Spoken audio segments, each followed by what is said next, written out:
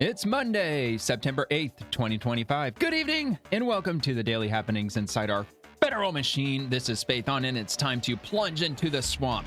Operation Blitz, carried out by Immigration and Customs Enforcement, is officially now in the process of hunting down, rounding up, and deporting illegal immigrants in the city of Chicago. Also, President Trump finally addresses the housing costs. Finally! I've been saying this for months, that Republicans really need to tackle this issue because young Americans are paying attention very closely, and Democrats are trying to manipulate them without offering any real solutions.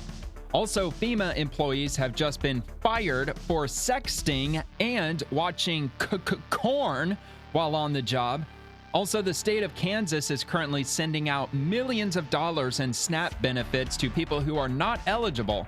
Rep. Ron Estes sent a letter to the governor demanding the issue be fixed and taxpayers stop funding welfare benefits to those who aren't entitled.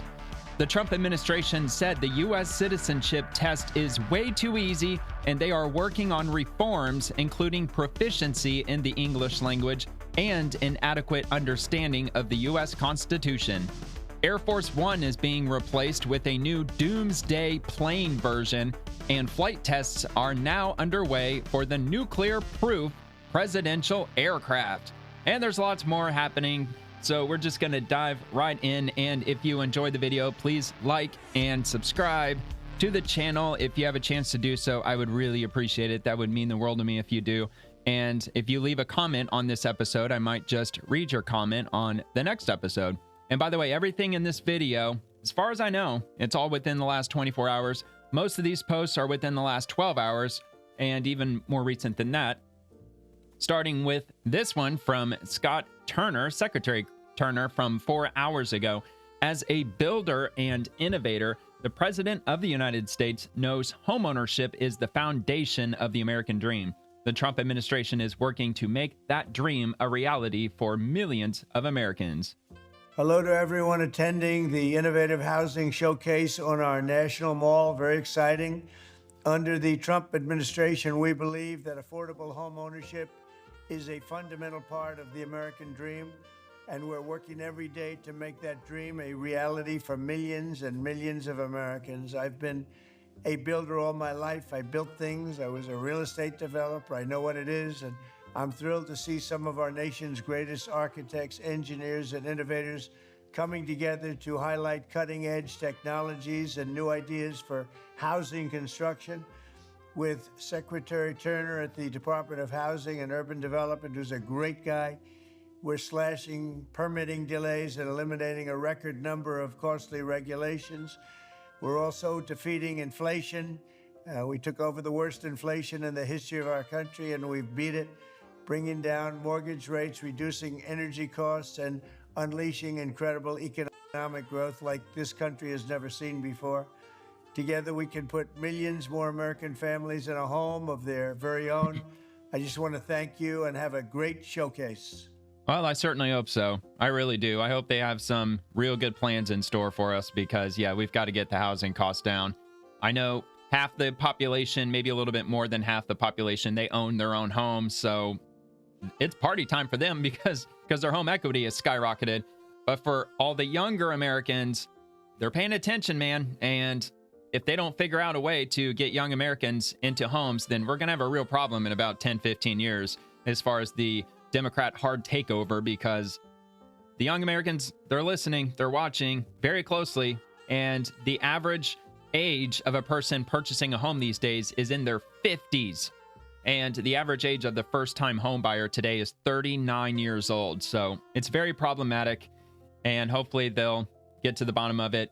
And speaking of which, from House Republicans in the Trump administration are working to make the American dream of homeownership more affordable. Watch to learn more about Secretary Turner and HUD's government's innovative housing showcase highlighting solutions to the housing crisis. That is promoting home ownership this with week that terrible quality. Oh my God. Housing showcase on the National Mall, and HUD Secretary Scott Turner joins us now. Good morning to you, Mr. Secretary. Come on, Fox News. Well, good morning, Ainsley. Thank you for having me. Well, thanks for coming on. If he does declare a national emergency on housing, how will this help the home I don't think it's X's fault.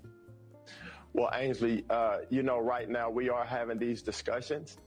We have a housing affordability issue in our country. Yeah, dude, how is this not a housing emergency for younger Americans? And by younger, I mean anybody who's, I don't know, maybe like, let's say 45 and younger, or maybe 40 and under. It really is, because the average income in the U.S., where's it at right now? Like in the mid 50s, or about 50,000 a year. The average household income is hovering around the 70s, 72, maybe 73,000 a year. However, in order to qualify for the average priced house in the United States, you have to be making a household income of about or just over $100,000 a year. I would call that a bit of a housing emergency. All I'm saying. Country right now, and all the decision makers, myself and others, are at the table with the president talking about, but I don't want to get ahead of him. But one thing I will say, you alluded to our innovative housing showcase that we're having here at the National Mall that HUD is hosting, bringing together private sector entities and individuals to showcase, the American dream is having an American home. And so we have modular houses, we have manufactured housing. So I invite people to come out and see the real solutions. Yeah, that's nice and all, dude, but people don't want to live in pop-up houses. People don't want to live in prefabricated houses for the most part, especially in hurricane-prone areas where that's just simply not an option unless you're just at the mercy of the elements, and every time a hurricane even threatens the area, you have to leave. No matter what, you have to leave, and it sucks. And evacuating, it's a nightmare. And that's just, it might be a solution for many parts in the country, especially for people who are generally lower income and they're looking to get their own home. Plus, there's the issue with the cost of the property itself. It's not just the house itself, it's also the cost of the property that the house sits on as well. So that's another issue that they're going to have to tackle. That American people and American companies are bringing together to show what we can do in our country as it pertains to home affordability and housing. That's great. What's the goal here, and what can people expect if they do attend the showcase? Well, it's an interactive showcase. You can actually walk inside of modular houses and manufactured housing. There's a log cabin here. We have houses that have been built inside of factories and brought to the National Mall for people to actually walk in. You want us living in the pods, ladies and gentlemen, that was actually put eating the together bugs on the mall. And so when people come, they can not only see and feel and walk through the homes, but also see the technology that incredible companies across our country have built to make houses more resilient. We're talking about disaster relief. And so you see this technology to help homes weather the storm. Why can't we just build homes from scratch, dude? Why is that a problem? Why can't we just build houses from the ground up, lay the foundation, and build up accordingly? Is it the cost of timber? Is that something we have to look at? Maybe it's too expensive. Has Canada cut us off or something? There's got to be a solution to that too. I find it kind of hard to believe that we just don't simply have enough wood to build the number of houses that are required. I invite everyone to come out and see what HUD is doing, and also to see what our private sector in our country, how innovative and creative they are. Yes, sir. I know the president is speaking today at the Museum of the Bible in D.C., and this is a hearing focused on religious liberty and education. I know you're not only the HUD secretary, you were also an associate pastor, and you say under Donald Trump, faith is back in our government. Why is this important? Well, Angel, we have a president that believes in the power. All right, well, that's not prayer. Related, but I'll let it go. We have a president and a cabinet and an administration that not only believes in it, but we act on it. We pray in our cabinet meetings. We pray for our country. We pray for our constituents. And so when you see this being modeled, at the highest level of our government, it is a hope and an encouragement to the American people that God Almighty is the most important, and to submit under his will and to submit Amen. To him for the American people as we carry out these assignments. It's not only important, but I believe a great encouragement for our country. Yes, sir. What can we expect from the president today when he's at the Museum of the Bible? Well, I think you can expect a president that's excited, a president that reiterates the importance of prayer, reiterates the importance of having our hope in the Lord and coming together as a nation to pray, and then to see what happens when people come together in our nation to pray and to submit to God. And so I'm looking forward to being there with the president as we celebrate not only a nation that prays together, but 250-year anniversary of our country. A nation that builds the together. Of housing in our country. And so today, Ainsley, is a wonderful day because it's the day that the Lord has made, but also we get together and showcase housing and also bring our country to pray. Secretary Turner, thank you so much for coming on with us. All right, we'll see where that goes. Not crazy about the idea of prefabricated housing. There is a place for it. There is an area for it. I actually used to live right next door to a prefabricated housing manufacturing facility. And so, yeah, I used to see them roll out every single day on those big, giant, wide load trucks. Every morning they rolled out with like 5 or 6 of them, blocking all kinds of traffic and everything. Every single day they were rolling out with them. So I haven't actually witnessed the process from start to finish, but I've seen them roll them out, not cut in half, but they roll them out in halves and then they put them together once they get on the site. So they're making a lot of them here in Florida. So, but that's been the case for a really long time. They've been there as long as I can remember, a couple of decades at least. So, yeah, we'll just have to see.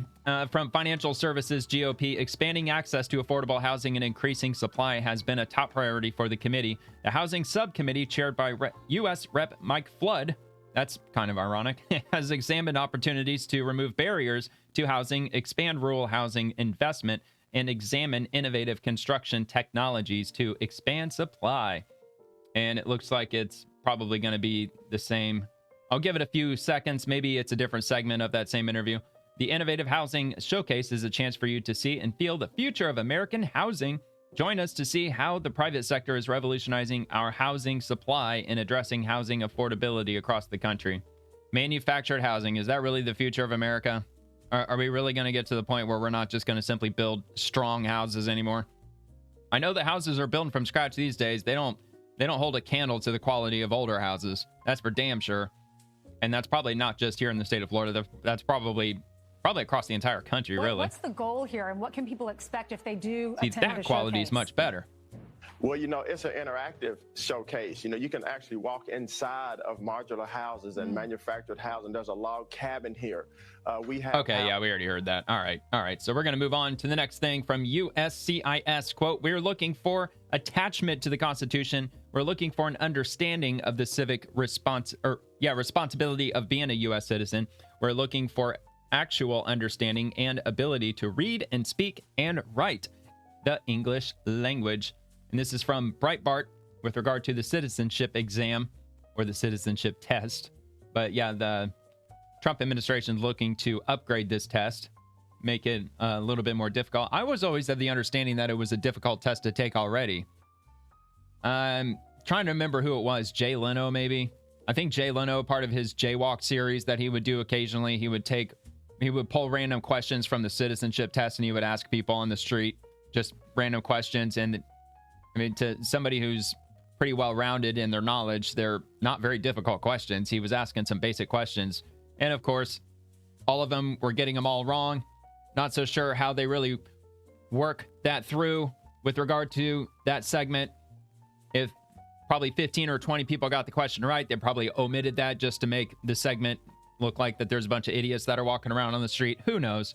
So anyway, President Donald Trump's deputies plan to upgrade the test that migrants must pass to win a share of citizenship from Americans. Migrants? Why not just say immigrants? Quote, this test is just too easy, said Joseph Edlow, the director of the United States Citizenship and Immigration Services Agency. Some migrants are cheating their way through the test, Edlow told a public event organized by the Center for Immigration Studies.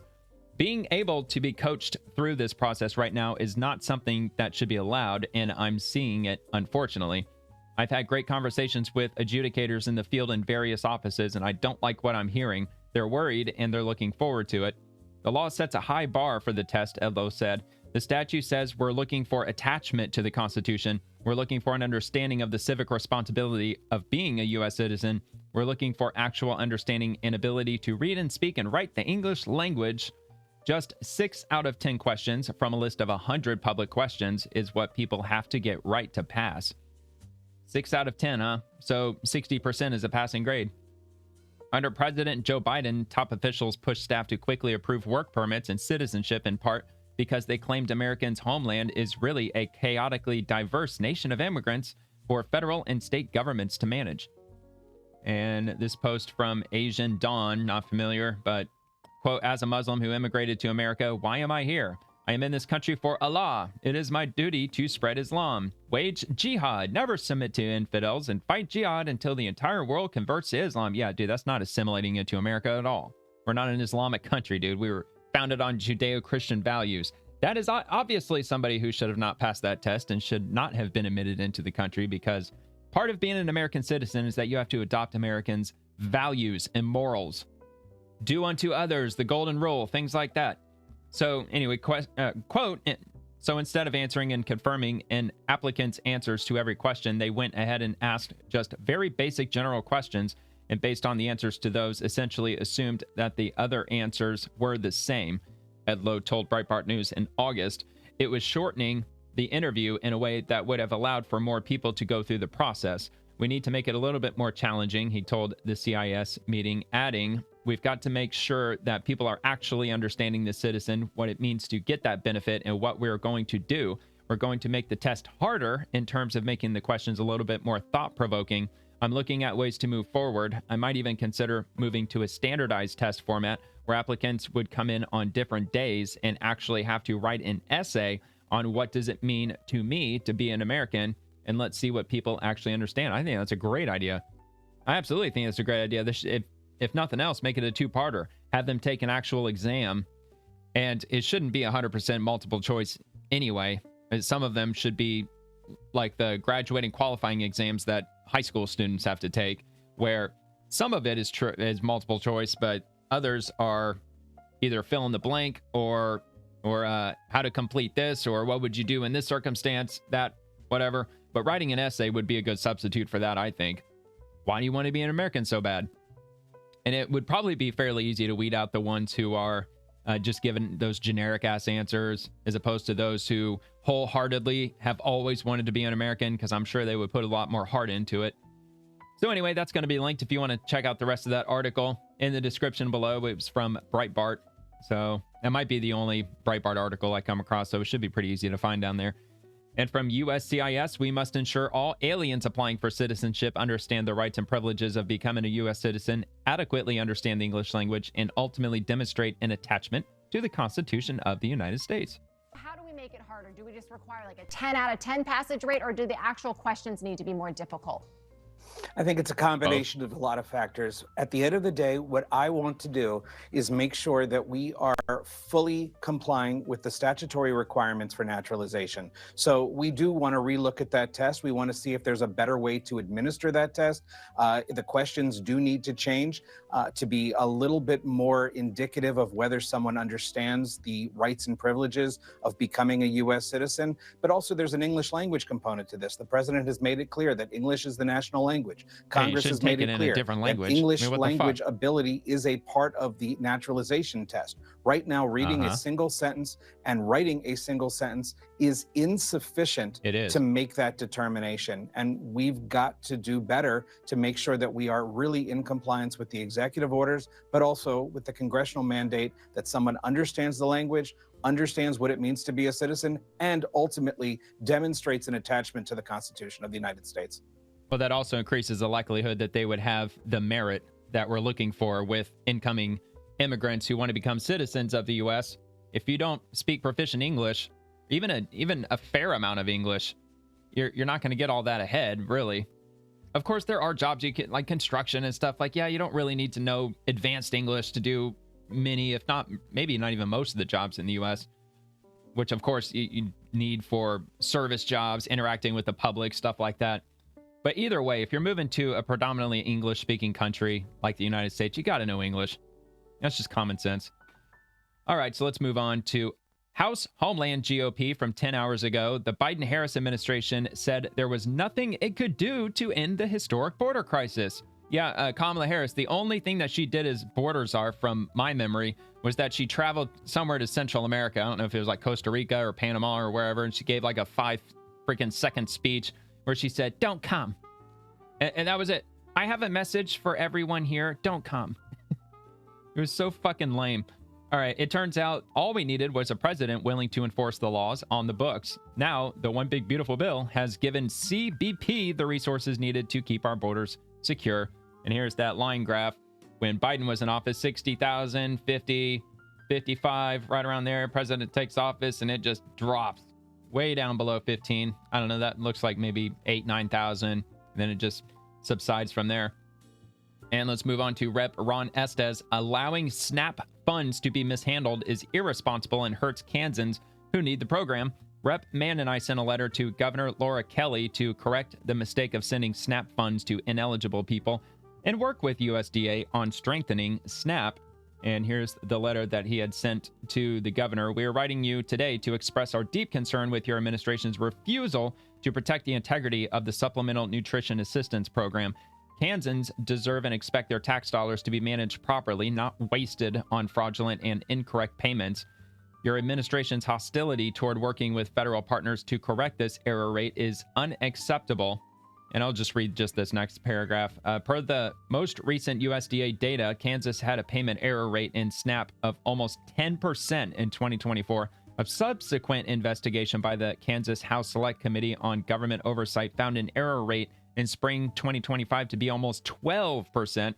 These numbers represent millions of dollars of Kansans' hard-earned tax dollars being incorrectly sent to fraudsters or other ineligible people, including those who entered the country illegally. Every dollar wasted and stolen from SNAP is money taken from Kansans truly in need. Your administration should be eager to correct these long-standing issues in operating SNAP, but instead you continue to double down on refusing to do so. Wow. Well, all right.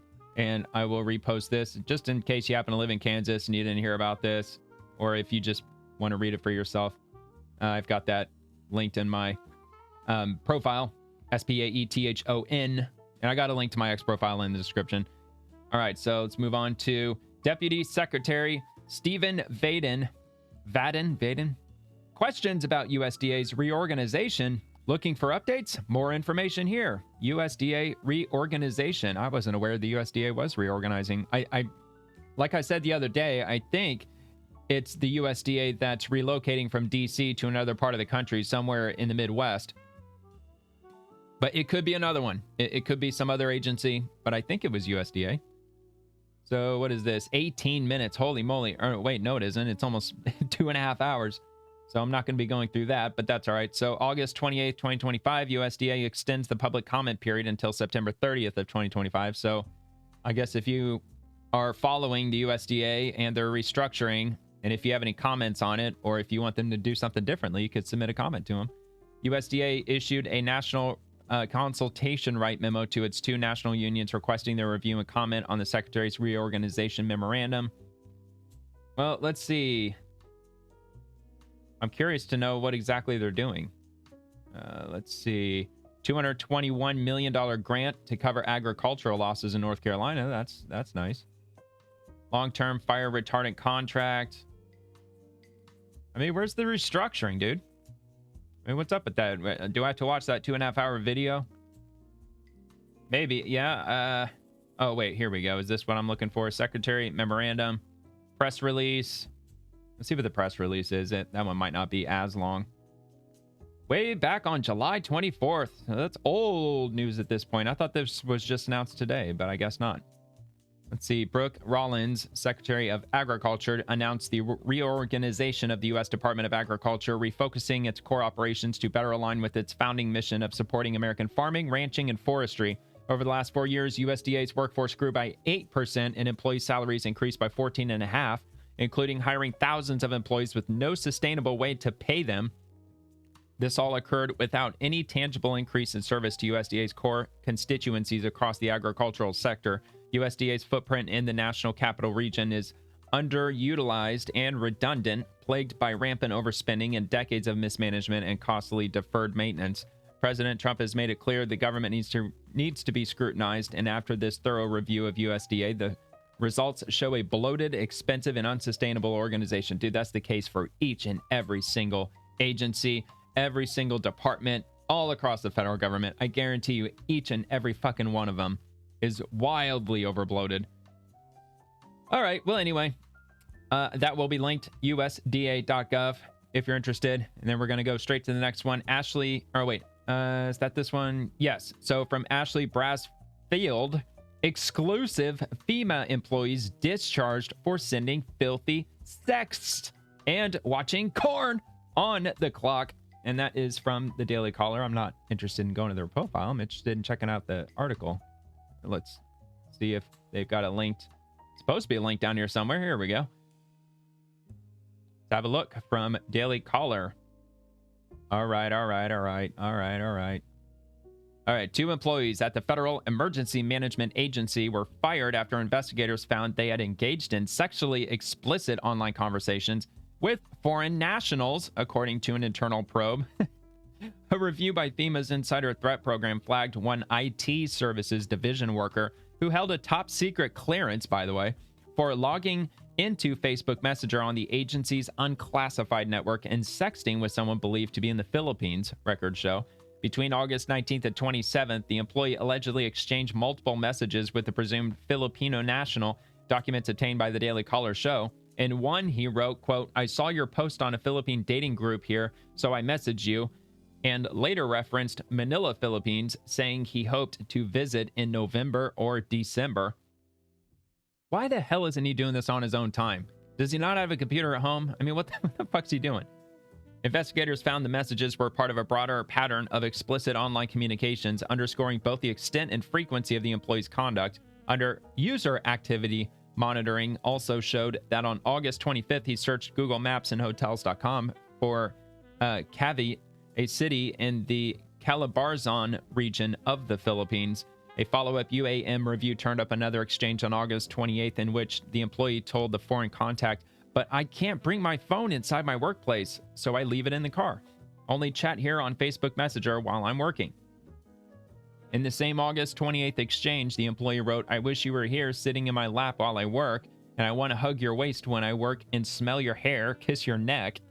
A separate case involved an environmental protection specialist in FEMA's Environmental Historic Preservation Office in Alabama.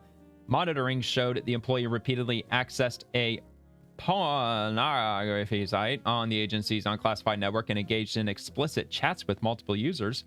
Investigators later found the employee had made numerous sexual comments and even uploaded a graphic image from a file labeled work memes to a user identified as "too messy for me" during conversations on August 30th and 31st. 2 FEMA employees whose duties included safeguarding the nation from terrorism and nuclear threats were fired Tuesday after the internal probe confirmed they had accessed sexually explicit material at work, the New York Post reported. And this is from Amuse. 2 career FEMA employees were fired after an investigation revealed that they were watching animal bad stuff while at work. These individuals had access to critical information and intelligence and were entrusted to safeguard Americans from emergencies. And instead, they were doing the big dirty. And another one, FEMA workers fired for watching racially charged corn, beastie, on government-issued devices at work. See, I don't know what's allowed to be said on YouTube. I'm sure this stuff is not. You're not supposed to say it on YouTube. I mean, they're not going to ban your channel or ban your video if you say those words. However, probably not a good idea to be saying all these words, because YouTube, they convert every word that you use in a video, they convert it to text. They transcribe every word that you say in every video that you make. And they tell you it's for you. It's so you can go and clip little sections out of your video if you want to make clips of your video, which I actually find really convenient. It's really nice that they do that. However, also transcribing your text word for word, I'm sure it feeds it through an algorithm. And if you're using those words that YouTube doesn't like, they probably won't recommend your channel to other people. So that's why I'm trying to kind of steer clear of that.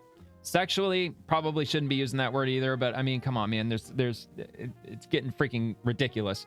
I clicked the button that says that this video is not for children. So everything that I say should be perfectly fine. Besides, this is from the freaking Daily Caller, man. It's a conservative outlet, for crying out loud. The Department of Homeland Security's Insider Threat Operations Center led the probe and flagged at least one worker for accessing deviant graphy, including the B word content, not the BIT word, but the animal B word, according to DHS officials who oversee FEMA. And what do you think? 17 comments, so on and so forth. That's it. And that'll be linked if you want to check out that article. Read it for yourself. Read it out loud. Use all those naughty words yourself if you really feel like doing so.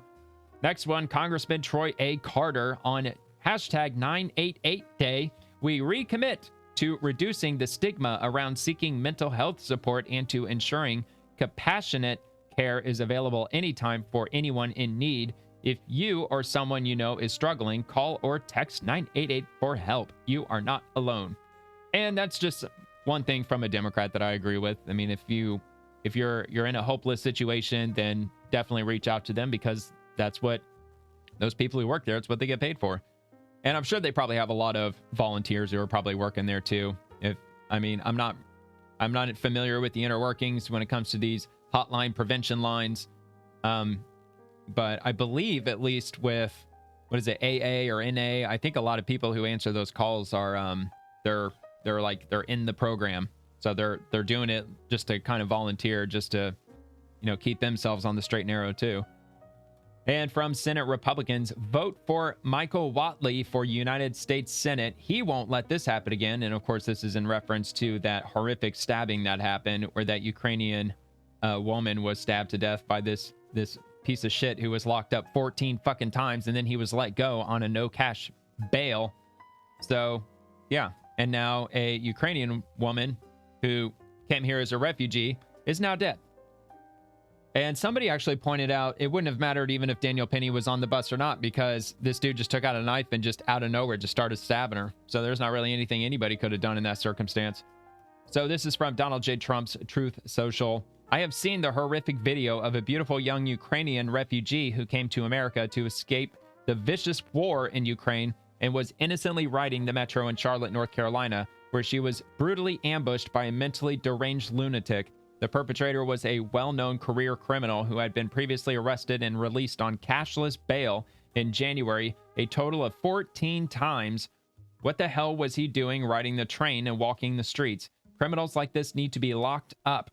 The blood of this innocent woman can literally be seen dripping from the killer's knife, and now her blood is on the hands of the Democrats who refuse to put bad people in jail, including former disgraced governor and wannabe Senator Roy Cooper. North Carolina and every state needs law and order, and only Republicans will deliver it. Additionally, where's the outrage from the mainstream media on this horrible tragedy? Vote for Michael Whatley for United States Senate. He won't let this happen again. There you go. I mean, not to turn it into a political issue, but you know what? Democrats, they made it into a political issue. They made it into a political issue years ago when they started doing this cashless bail bullshit, and it caused crime to skyrocket.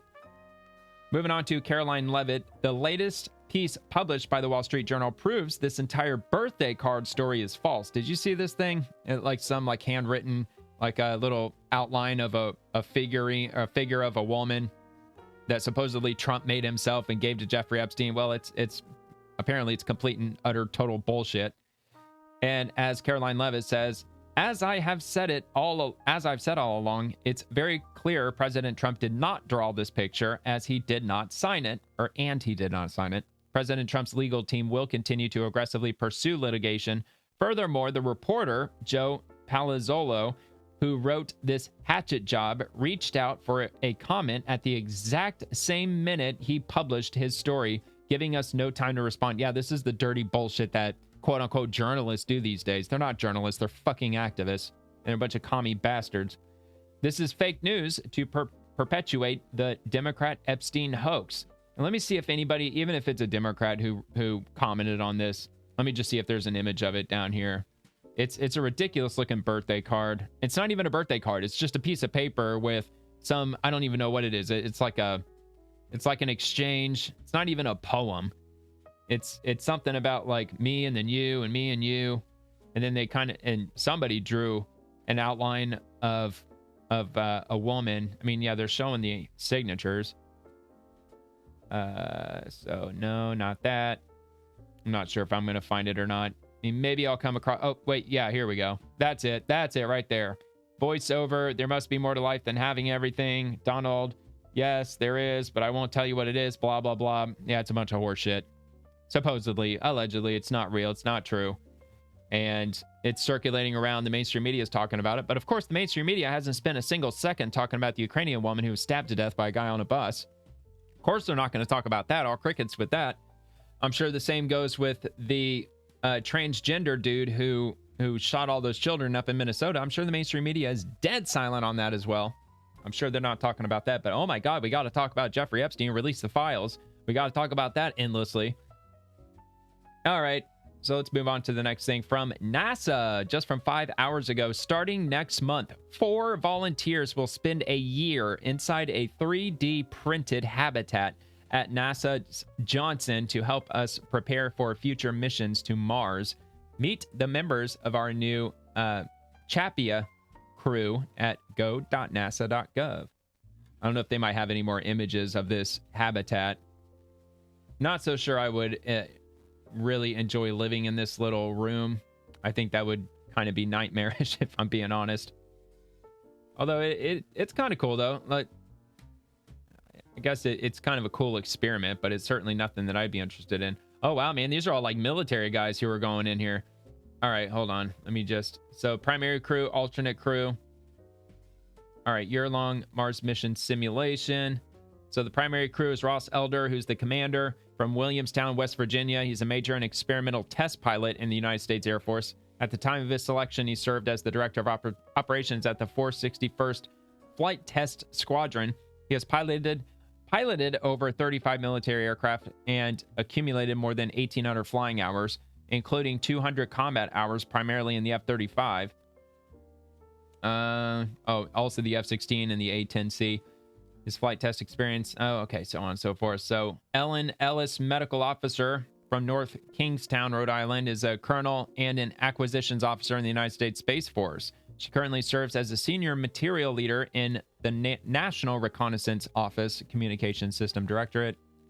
Matthew Montgomery, science officer from Los Angeles, hardware engineering design consultant who works with technology startup companies to develop, commercialize, and scale their products. Oh, wait, his focus.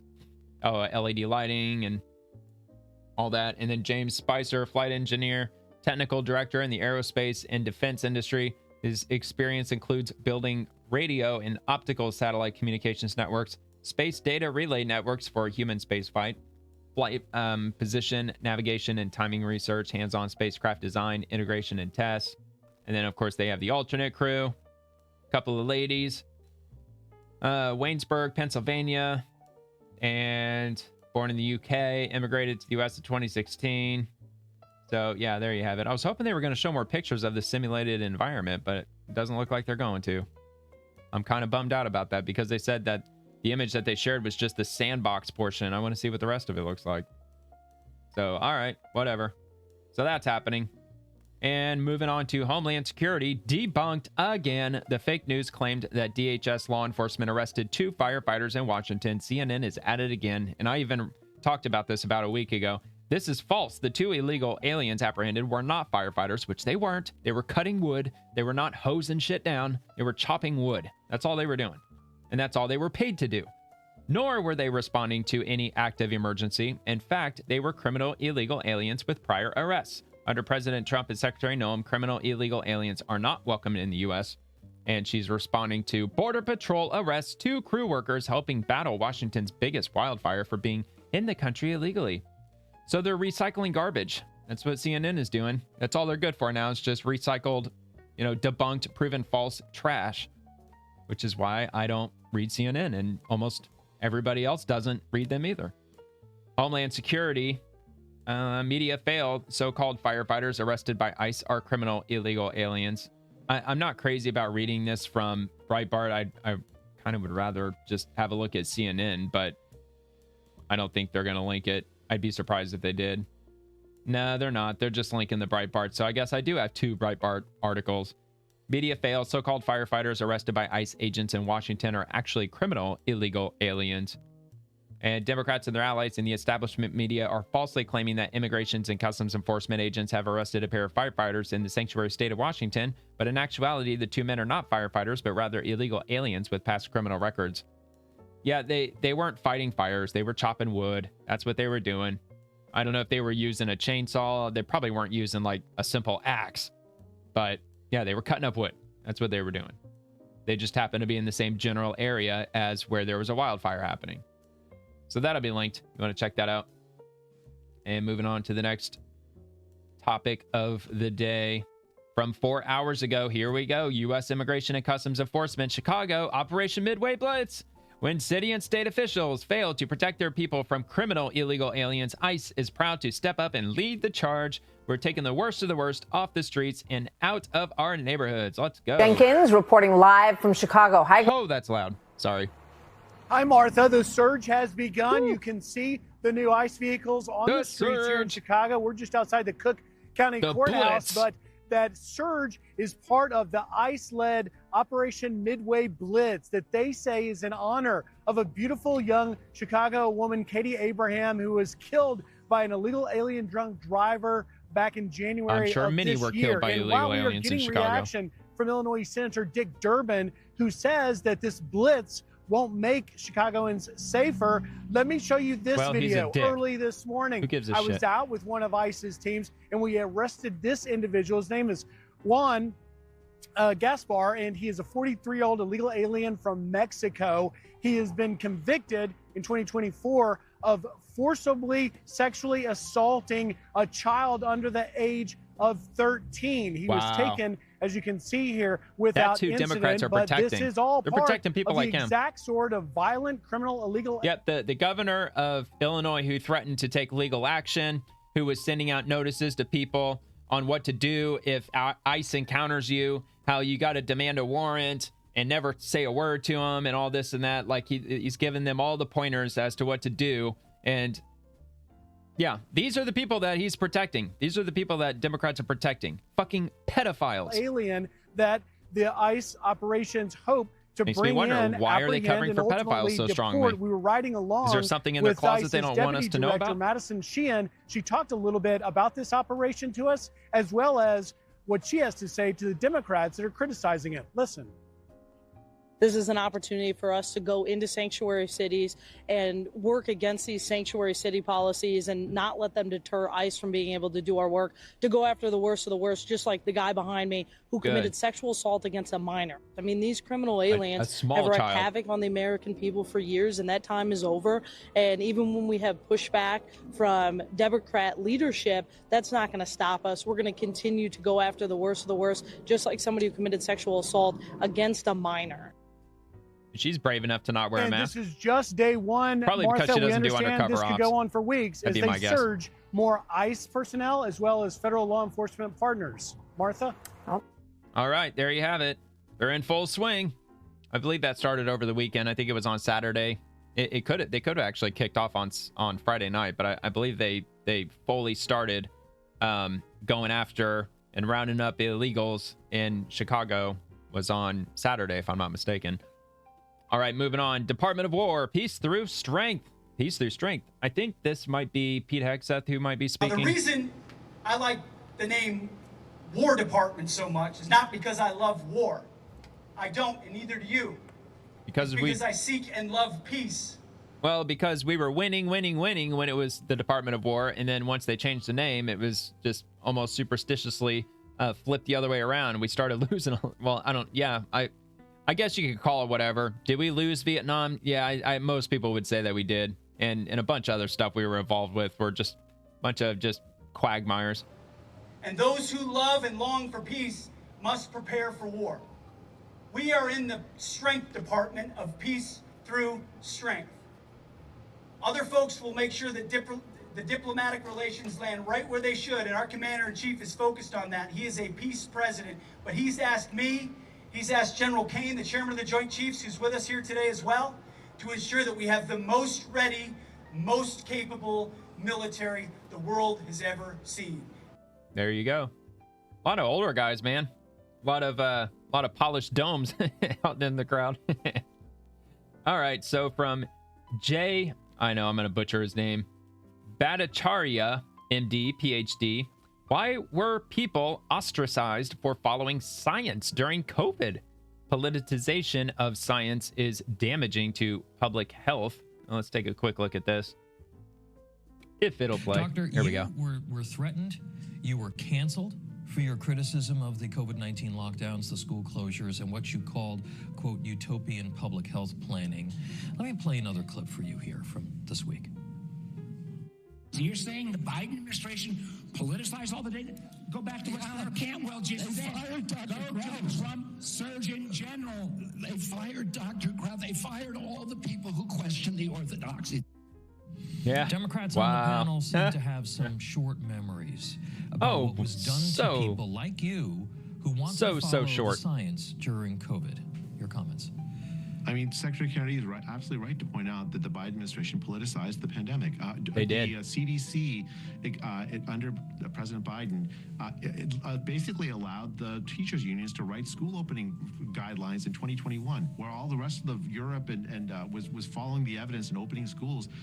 The CDC's guidance was to keep schools essentially closed, in effect, during into 2021. My kids didn't see the. And to keep small children masked up too.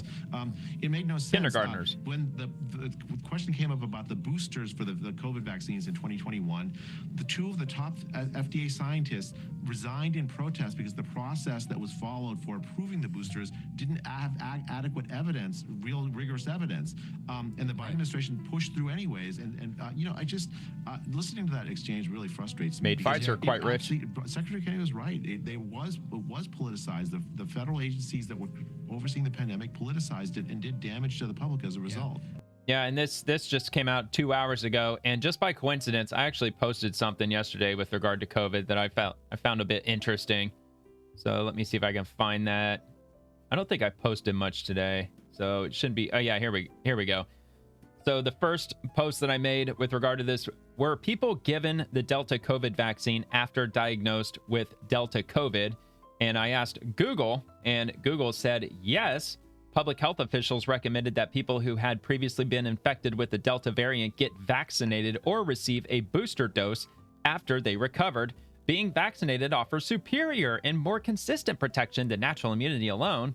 I'm not so sure. I think there's different schools of thought on that, especially as immunity from infection can wane over time. Yeah, over many years. But natural immunity, I'm pretty sure natural immunity will last for at least most of us, probably the rest of your life. Here is an overview of that. Okay, yeah. So the next thing I asked was, is having natural immunity against a specific virus you already contracted better than getting a vaccine for the same virus you already had? And I'm trying to stick with Delta because I was trying to stick to one specific thing because Google kept trying to muddy, trying to convolute the answer of the question I was trying to ask. And the answer was, for some viruses, such as COVID-19, natural immunity after infection may offer better and longer lasting protection against infection or new variants than vaccination alone, though it also carries the risks of severe illness, hospitalization, and death associated, blah, blah, blah. Yeah, so like if you're like less than 1% of the population that COVID infects you, horrifically bad, almost like you were like allergic to it to some point, then you didn't need any of this. On the other hand, vaccines can provide protection without the dangers of the disease itself, and many offer broader protection by stimulating immunity against multiple parts, blah, blah, blah. But yeah, like that's mostly pertaining to if you haven't gotten it yet. But my main question is if you got Delta, they diagnosed you with it, and you had no vaccine against it, but you got it anyway, they were still recommending you get the vaccine after you got that COVID strain. Made no sense. So my final question was, is it true that if you catch a virus, your immune system will prevent you from catching the same virus again? And Google said yes. So yes, your natural immune system can provide lasting protection against the exact same virus that caused your illness by producing antibodies and memory cells. Though this protection is not absolute for all viruses, especially those with many different strains like the common cold. Yeah, I know. We all know that. You can get infected with a different but similar virus or the same virus if it mutates significantly. It has to significantly mutate for you to catch that same virus again, because otherwise your natural immune system will prevent you from getting it a second time. Now, so going back to my first one, were people given the Delta COVID vaccine after diagnosed with Delta COVID? Yes, they were. And that makes no sense to me. If you already got Delta and you never got the vaccine for Delta, but you got Delta and you were diagnosed with it, after you got all better, now you have natural immunity, they were still telling you that you have to get the Delta vaccine regardless. Made no sense to me. But that's the science. They kept telling you, trust the science. We're not politicizing this. We're not politicizing it at all. Yeah, okay. All right. So we're going to move on to the next thing here from GOP. Actually, I already read that, so we can skip past that one. That was Trump's Truth Social post that I just read a little bit ago. From Michael Watley, President Trump is spot on. My far-left opponent, Roy Cooper's spineless, soft-on-crime policies have unleashed predators like D. Carlos Brown Jr. and countless other violent thugs who unleash hell on innocent people because they know they'll face no real justice. Democrat policies don't just fail, they endanger the lives of everyday Americans. And he's the one who's running for the Senate in North Carolina. I meant to group those together. I make that mistake all the time. You know, it's hard when you got 35, 40, 45 different posts that I have set up to cover. It's hard to put them all in consistent order when they're just, because like these different politicians, different government agencies, and the high-ranking officials, they post on the same thing throughout the day. So like one of these might have been from 8 in the morning, another one could have been at 4 in the afternoon, so it's kind of hard for me to group them all together, even though I try. But yeah, I failed that time. But anyway, so moving on to Steve Daines. Horrified by today's terror attack in Jerusalem, America stands with Israel and condemns this evil. And from 16 hours ago by Israel, this is the evil Israel faces. 2 terrorists opened fire on a bus in Jerusalem, targeting passengers, bystanders, and anyone in reach. 5 were murdered and over a dozen were wounded. And it's not pertaining to the swamp specifically. However, it was a U.S. senator who was talking about it. So, you know, I covered those who were living in the swamp. So that counts. But anyway, let's take a quick look at this. It's only 12 seconds. Hopefully it's YouTube friendly. Not so sure. X, it could go either way. So we'll just hope for the best, I guess. Shooting, gunfire, sounds like. Yep, definitely gunfire. Absolutely crazy. So yeah, that happened. It appears, what, yesterday? Yeah, 16 hours ago. So yeah, that was yesterday on Sunday. Yep, bunch of animals, man. All right, so this is from the Select Committee on the Chinese Communist Party from 12 hours ago. We've released a 2-year-long investigation and report into how the Chinese Communist Party exploits U.S. universities and gains access to U.S. government-funded research to fuel its military and technological rise. This report finds the following. 1,400 research publications identified involving DoD-funded projects with Chinese partners. Also, more than $2.5 billion in taxpayer-funded research being conducted in collaboration with Chinese entities. Also, over half of these publications, 800 of them, involve direct collaboration with Chinese defense entities. And the DoD Research and Engineering does not currently prohibit research partnerships with many Chinese national security threats already listed on various U.S. government blacklists. And to that, I would ask the president, why are you still allowing 300,000 Chinese nationals to come over here and get an education in our university system annually? Because he just approved that for the next 2 years, 600,000 Chinese students are allowed to be admitted into the United States to go to college here. Even after the Select Committee on the Chinese Communist Party released a 2-year-long investigation and report, obviously detailing that this is not a very good idea that we're allowing Chinese students to come in here and get an education so they could take that information back and use it against us. Makes no sense. It's absolutely ridiculous. So I am kind of short on time, but apparently, or is there a thread to this? I thought they had a thread on this. Maybe they didn't. Okay, no, they didn't. I realized that I left a comment. This is why we should be allowing 0 Chinese students into our university system, not 300,000 a year, which is the current number. And then I'll link this if you want to check this out. This is from Select Committee on the ccp.house.gov, and that is their media press release. You want to read the nitty-gritty details as to what their findings are from this 2-year investigation. And I will move on to the next topic here. Getting kind of close to the end. I finally got my air conditioning fixed. I fixed it all by myself, so I don't have to call in the heavies, don't have to call in the AC guy. It was the switch, the oh hell, what was that thing called? I already forgot the name of it. It's basically the box that's in the fan unit where all the cables hook into.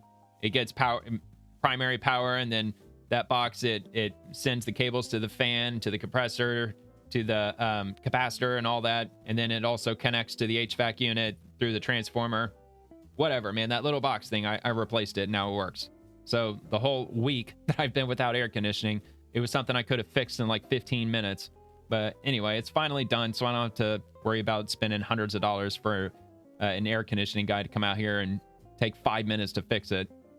So all is right with the world again. But anyway, I had to go to Ace Hardware to get it after finding out that's what it was, because I finally got around to taking it apart, and I used my multimeter, found out that that was faulty because it only was reading 0.5 ohms, and it's supposed to be like 30 or 40, 50 ohms. So I went to Ace Hardware, got a new one, came back, took the fan unit apart, hooked it up, and now I'm starting the show like 2 hours later than I usually do. So that's why I'm trying to wrap this up quickly. So it's not going to go 2 hours because I'm just running out of time. Anyway, but I'm planning on a full show tomorrow though. So I'm going to try to do an hour and a half tomorrow, up to 2 hours as usual. So this is from Congressman Byron Donalds, and from ICYMI, an internal White House memo shows Biden's own staff believed. Oh, where did we go? Where did it go? Damn it. I think I just... where did it go? All right, here we go. Internal White House memo shows Biden's own staff believed he should be physically signing pardons. Joe Biden pardoned over 4,200 people. How many did he even know about? I'm sure he didn't know about 4,200, to say the least, if any. Maybe he didn't know of any, except for his son, probably. This is beyond wrong. This is why we're investigating. The American people deserve accountability. Donald J. Trump, autopin. Donald J. Trump. That was a good one. And he's responding to Alex Thompson from back on September 7th. And here is that full autopin memo. And it's a bit of a long read. I'm actually I'll repost this if you want to check out my X account. It'll be on there. But anyway, statement of purpose. This memorandum proposes general guidelines for which documents should be hand signed by you, and which documents may have your signature affixed to use of the autopin. But you know what the Democrats are going to say. It's too little too late. You can't, apply this retroactively when this wasn't really the law back then. I mean, that's what they're going to say. They're going to say, well, you can't use this as a reason to undo all of Biden's auto pins. Although it says decision memo was from February 2021. So I don't know if that's actually legit. In addition, for documents that we recommend to be signed by AutoPin, this memorandum proposes narrow categories of routine high-volume documents that may be approved by one or more of your senior advisors and executed with the AutoPin on your behalf. This memorandum provides a proposed update of prior AutoPin guidelines that you approved during transition. These recommendations are intended to provide a framework for a more efficient signature process for you. And documents for your consideration, approval, and original hand signature include the following: congressional bills, veto messages, the State of the Union address, highly personal or customized correspondence, mass casualty and military condolence letters, Presidential Medal of Freedom citations, Medal of Honor citations, departure photos for assistants to the president and deputy assistants to the president, also presidential commissions for APs, cabinet level commissions for appointments, agreements with a foreign government, pardon letters, and other ceremonial items that are objects rather than paper, and other documents that you choose to hand sign. Wow, man, if this was really from 2021, maybe Biden might have a problem on his hands with regard to the AutoPin, because if he signed this, if he signed off on this and approved it, then that might make all of his pardons null and void if they were signed with AutoPin, which it certainly sounds like they were. So there's a little bit more information here that you can check out on your own time if you'd like. Again, I reposted it, or you can just go straight to Alex Thompson at Alex THOMP. And I'm going to roll on to the next one here from US Department of Energy. 6 gigawatts of American nuclear energy has just been added to the grid. This is the largest U.S. small modular reactor SMR deployment program ever, projected to power 4.5 million homes or 60 new data centers. I believe it's going to be the data centers, not to hold you in suspense, but I believe that's what they're going to be using these for. However, the company that's producing these small modular reactors, they are rolling out a long-term plan to be manufacturing these, dude. Like, they're going to have an assembly line of small modular nuclear reactors, which is next level, man. That's revolutionary for the power industry, the electricity industry. Not so sure what it's going to look like, but like I said, maybe in 20, 30 years, we might have one of these in every single neighborhood. I don't know. Probably not, because it probably has to be highly regulated and everything. But anyway, so they do have an article here from utilitydive.com. This is huge news, huge news. It's really good because the renewable shit is not going to keep us running into the future. It simply isn't, especially not with AI and mining Bitcoin and just the internet in general taking off further than it ever has before. Plus, all these manufacturing companies are moving back into the U.S. to avoid tariffs. And Apple invested like $600 billion. So all these initiatives are going to come at a very high cost of a high demand of electricity, which we don't want them tapping into the residential grid because that would skyrocket all of our electricity costs. So the dive brief, the Tennessee Valley Authority, make this a little larger, announced on Monday it has signed an agreement with Intra One Energy to develop up to 6 gigawatts of new nuclear power in the largest U.S. small modular reactor deployment program to date. The agreement calls for Intra One to develop and own 6 energy plants across TVA's 7-state territory. The nuclear company would then sell their output to the federal utility, potentially enough to power 4.5 million homes or 60 new data centers. TVA said in a statement, the project will utilize small modular reactors developed by NuScale Power. Intra One holds the rights to commercialize, distribute, and deploy NuScale's products and services. Google has already signed on with them, so some of this 6 gigawatts of power is going to go directly to Google. I think that they signed up for 1 gigawatt, and it's like 800,000 homes, somewhere around there. And yeah, so Google's already contracted with this company to receive power for one of their data centers, which I don't believe Google has built their data center yet. They wanted to secure the energy for it first, and now they're going to build a data center. Either it was in Tennessee or it was in Alabama. I think it actually might have been in Alabama, but it's going to be this company in Tennessee that's going to provide the electricity to them, which they might get into in that article. Anyway, utilitydive.com. You want to check it out? It's in the description.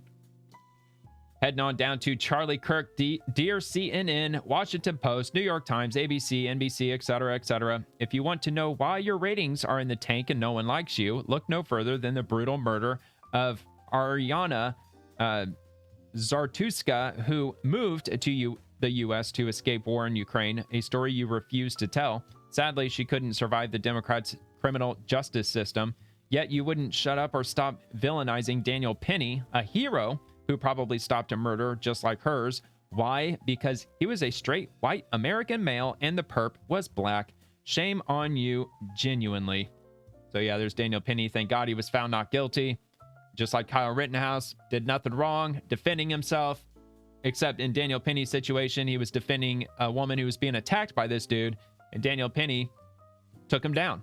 And the guy somehow lost his life during the struggle, or during him subduing him, and he was charged with murder, which is absolutely insane. So it was good that he was found not guilty. And there was another story I remember during the COVID era where somebody, I think it was in Chicago or it might have been in New York, walking through a parking garage, and somebody held him up at gunpoint and got into a tussle, managed to get the gun away from the guy who was trying to rob him and carjack him. And the dude fired a shot, ended up killing the bad guy. Good guy, charged with murder. I'm not sure if he actually was found guilty or not, but he was charged with murder, and they were hell-bent on convicting him. So I'm assuming he was probably another, white male victim versus black male suspect, and the black man was killed by the white man, and now the white man has to pay the ultimate price for it, even though he was 100% the victim. But that's what you get living in these Democrat strongholds. All right, so from Attorney General Pamela Bondi 12 hours ago, 72 additional arrests made yesterday in Washington, D.C., including another suspected Tren de Aragua gang member. Our law enforcement partners continue to make D.C. safe again. Look at that. They broke the number. It's over 2,000. They're up to 2,120 arrests in Washington, D.C. from federal agents. That's just federal agents. That doesn't include D.C. Metro Police, and they've seized 214 guns so far as of today. And from the New York Post, Israel threatens to destroy Gaza City in a mighty hurricane of strikes. This is a final warning. And I did see yesterday on X that Israel, the Israel or IDF military, what have you, they were dropping thousands and thousands of leaflets into Gaza City. I saw a quick like 10-second video clip where I didn't see the plane fly over. You just saw like the showering of just leaflets. These like little, I don't know, they look like bookmarks, kind of, you know, like little paper leaflets. And they were fluttering all the way down to the ground. And it said basically this. It said, get out of Gaza City because they're about to bomb the living shit out of it. And they're just giving them a fair warning that, you know, if you don't want to end up getting killed, you might want to leave now. Israel ominously vowed to destroy Gaza City in a mighty hurricane of strikes on Monday, calling it a final warning to the murderers and rapists of Hamas. A mighty hurricane will hit the skies of Gaza City today, and the roofs of the terror towers will shake, Israel Defense Minister Israel Katz wrote on X. This is a final warning to the murderers and rapists of Hamas in Gaza and in the luxury hotels abroad. Release the hostages and lay down your weapons, or Gaza will be destroyed and you will be annihilated. I don't think they're going to let him go. I think they're going to let this happen.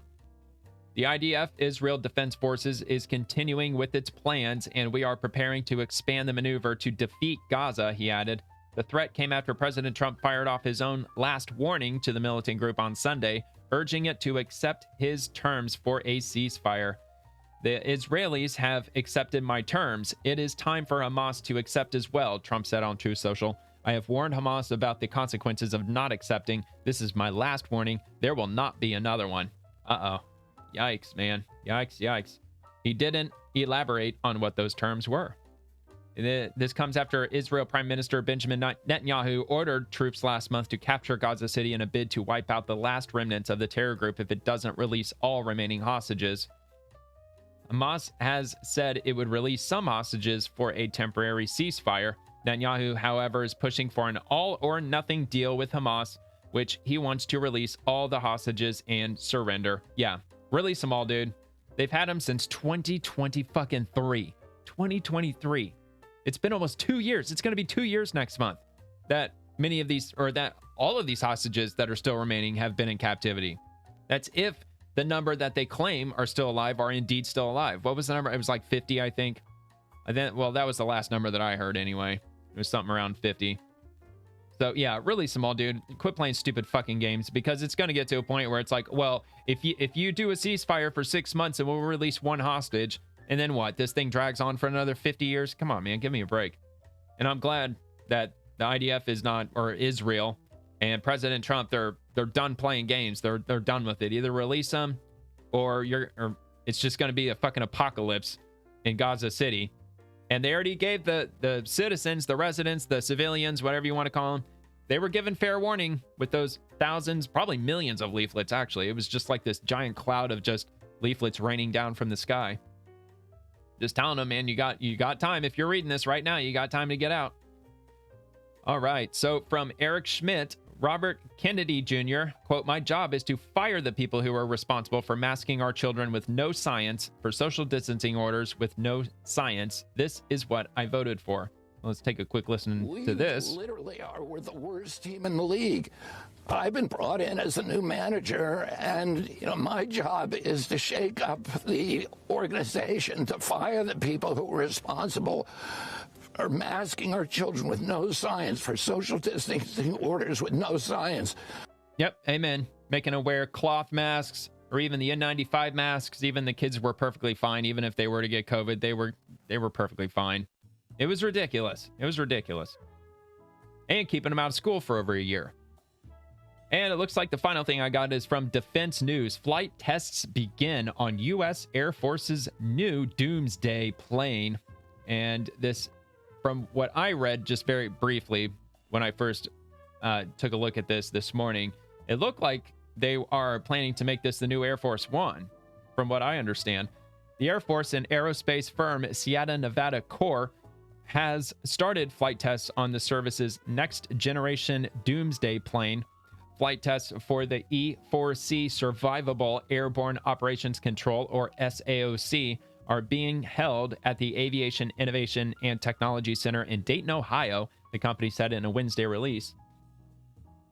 See, Sierra Nevada, also known as SNC, carried out the SAOC's first flight on August 7th as part of the program's engineering and manufacturing development process. Flight and ground testing will continue into 2026, primarily in Dayton, Ohio, and Wichita, Kansas, the company said.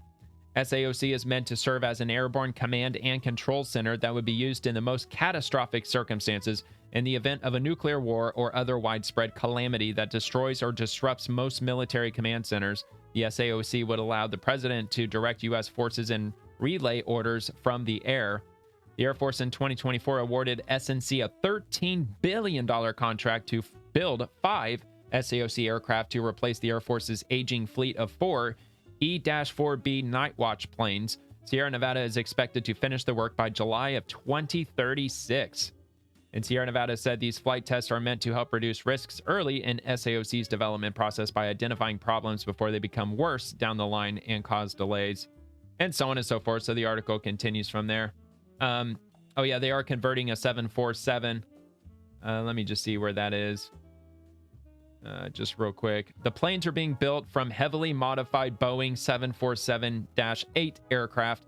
Sierra Nevada is hardening the planes to protect against radiation and electromagnetic pulses, as well as adding communication antennas, computers, and mission systems. The first 747-8 earmarked for SAOC arrived at Sierra Nevada's Innovation and Technology Center at Dayton International Airport on June 2024, about a month and a half after the contract was awarded. 3 more 747-8s have followed, with the 4th having arrived in April of 2025. So they're building these like insanely indestructible planes that the president will be flying in. Of course, it won't be President Trump who's going to be flying in them, because this isn't going to be done till, what did it say, like the mid 2030s. But yeah, so I guess get ready for that, especially if you plan on running for president someday. And if you enjoyed the video, please give the video a like and subscribe to the channel if you have a chance to do so. It would mean a lot to me if you do. And I'll drop a new show every Monday through Friday, every week, covering the swamp and everyone living in it, the politicians, the bureaucrats, the agencies, and everything else. And I also post daily episodes over on X, so feel free to comment over there too if you'd like. And I thank you very much for watching. Hope you have a great rest of your night, and God bless America.